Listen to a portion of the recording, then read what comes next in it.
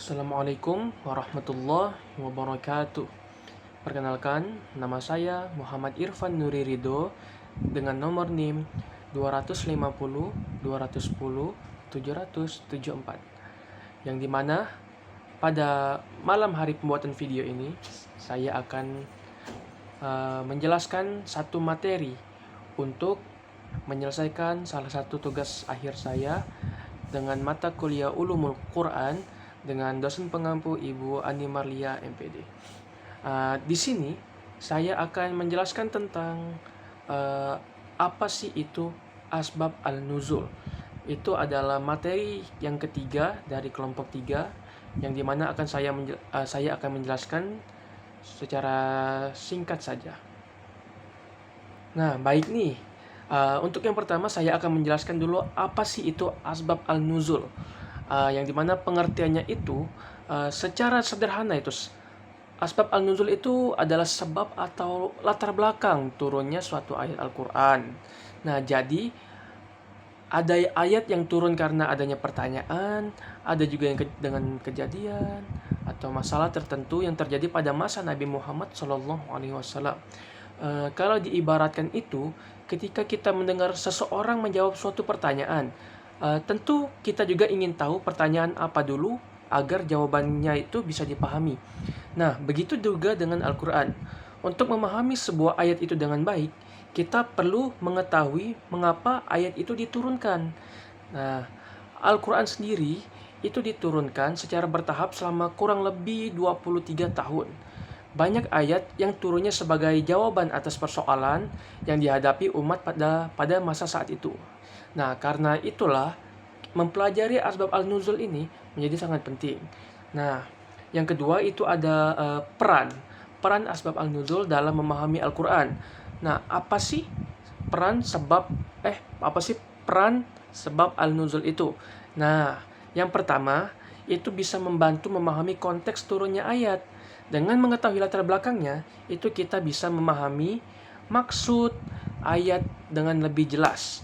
Yang kedua, itu bisa membantu memahami makna ayat secara lebih mendalam.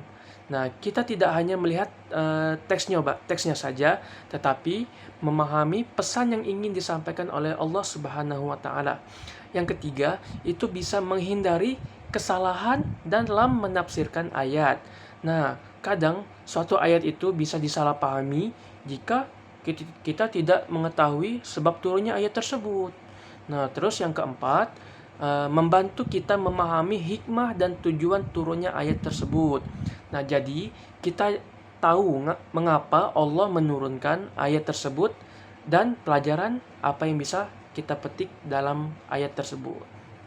Dan selain asbab an-nuzul juga membantu kita untuk memahami hukum-hukum Al-Quran, menunjukkan bahwa Al-Quran itu sangat dekat dengan kehidupan manusia, serta memudahkan kita untuk mengamalkan Al-Quran dalam kehidupan sehari-hari.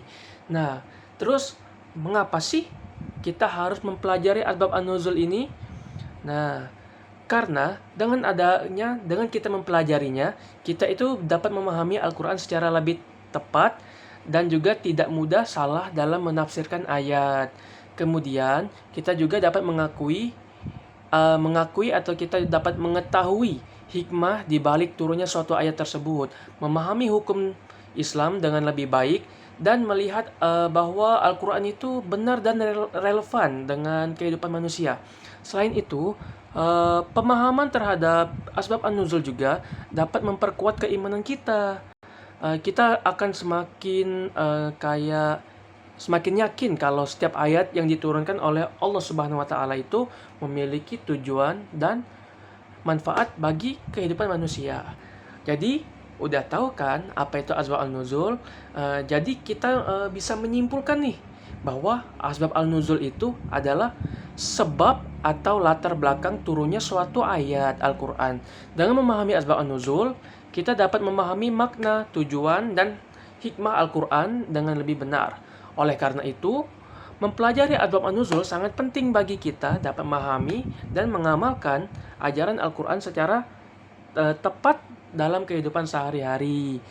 Baik, sekian penyampaian dari saya. Mohon maaf bila penyampaian materi tidak bagus atau tidak jelas. Mohon maaf. Baiklah, terima kasih. Wassalamualaikum warahmatullahi wabarakatuh.